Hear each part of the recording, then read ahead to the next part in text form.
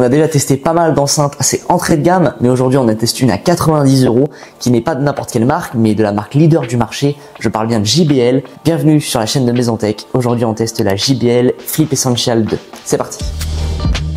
Déjà pour ce qui est dans la boîte, on a ce côté un petit peu très professionnel, un peu comme Apple. Le packaging est vraiment très esthétique. Dans cette boîte, on va avoir un câble d'alimentation qui va de l'USB type C à de l'USB type A avec des instructions de sécurité et le Quick Start Guide. Et ici, on va avoir dans son tissu la fameuse enceinte. Côté design, c'est du JBL tout craché, donc on a ce fameux revêtement en quadrillé avec le fameux logo JBL. Sur le côté, on a ici les patchs pour les basses.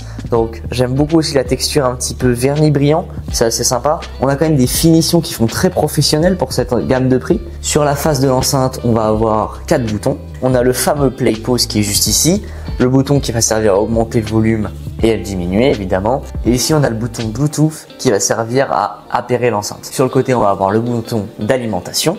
Si on regarde ici, donc on va avoir un petit compartiment étanche qui va nous permettre de charger l'enceinte avec de l'USB-C, donc le fameux câble qui est inclus. En termes d'étanchéité, justement, cette dernière est certifiée IPX7. Donc on peut l'immerger sous un mètre d'eau, pas plus de 30 minutes évidemment, et l'idéal ce sera de ne pas la mouiller ou très peu.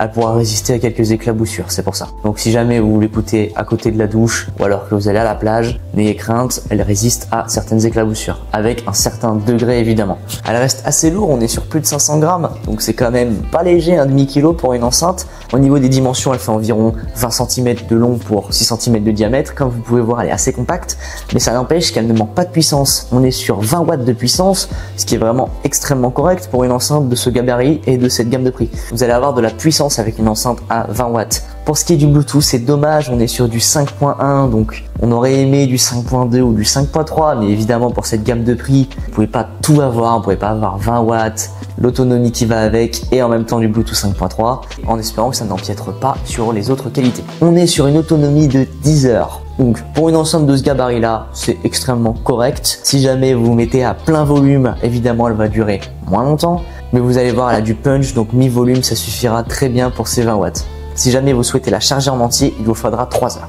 Elle peut quand même aller sur une fréquence de 60 Hz à 20 kHz. Évidemment, ce genre de détails sont assez superficiels. Ce qui compte, c'est surtout le résultat concret. Donc, on va y passer. Je vais vous faire écouter ce que ça donne avec une petite musique libre de droit. Alors, c'est parti. On va tester l'enceinte.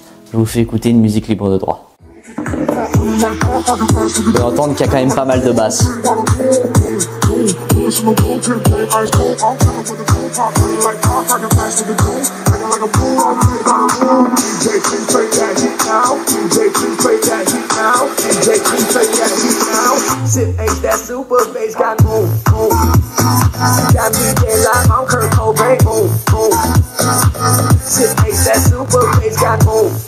Ça envoie.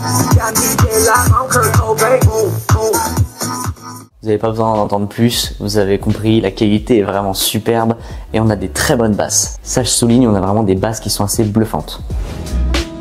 Ok, comme vous pouvez entendre, au niveau du son, son plus gros point fort c'est sa puissance. J'étais même pas à la moitié du volume sonore, donc on a quand même beaucoup de puissance. Pour ce prix là c'est vraiment surprenant, donc là-dessus JBL a fait un très bon travail. En général la qualité ne sature pas, même quand le son monte un peu plus haut. En termes de défauts, j'ai pas grand chose à lui dire au final. Je dirais juste que le Bluetooth 5.1 est un petit peu dépassé, mais sinon pour le prix de l'enceinte c'est extrêmement correct. Si jamais vous souhaitez écouter de la musique pour moins de 100 €, vous pouvez foncer. Si jamais vous souhaitez vous procurer cette enceinte, je vous ai mis son lien dans la description, c'est un lien affilié, ça aide à me soutenir.